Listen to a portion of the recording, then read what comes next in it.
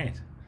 Bad lighting, bad sound, fantastic. This is live from a hotel room. Oh, and I should make my bed. Don't look at it. Yeah. um, yeah. No cool shirt today. I'm visiting a farm, and I've got two or three more. No, two more. Yeah, two more good new ones that I'm saving up. um, so this is Ask Dr. Ben. First question from John. Good morning, John. Yeah, and apologies for the appearance. Yeah, terrible. Let's see. You made a comment about fecal testing as a new standard. Fecal testing would be a better standard to detect when somebody is no longer contagious. It totally is. Yeah. What has prevented us from doing this as the standard? Yeah, yeah.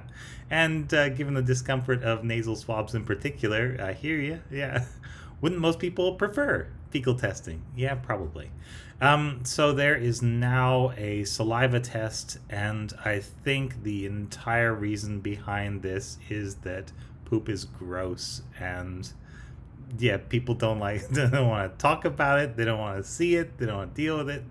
But yeah, it is a much more reliable indicator of when you're actually clear. Yeah, you would want to have two negative fecal tests, and then you should be good to go.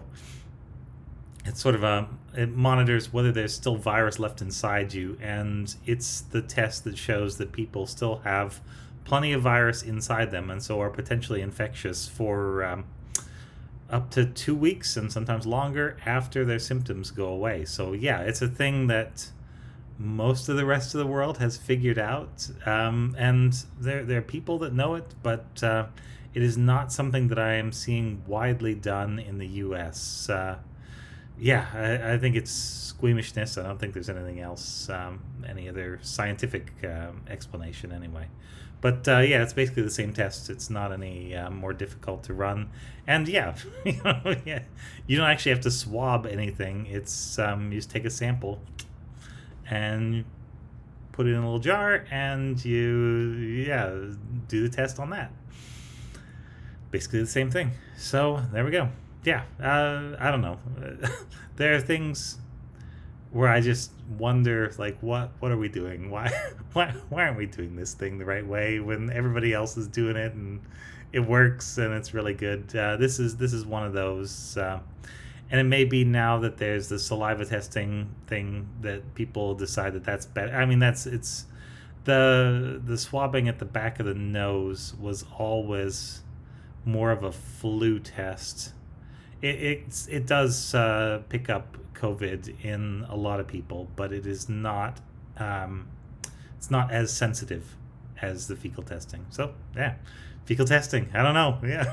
Yeah, it's time. It's right there. The idea is proven and totally available.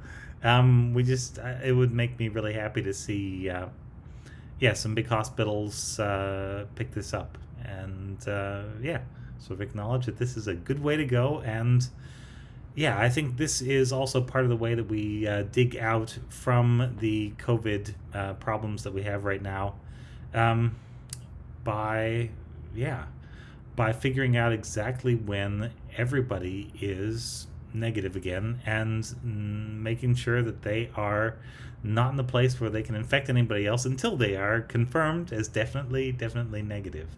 Right now, I guess there are bigger problems. Things are still a mess, but that's where we need to get. So here's hoping we get there. Thanks very much. This is Ask Dr. Ben.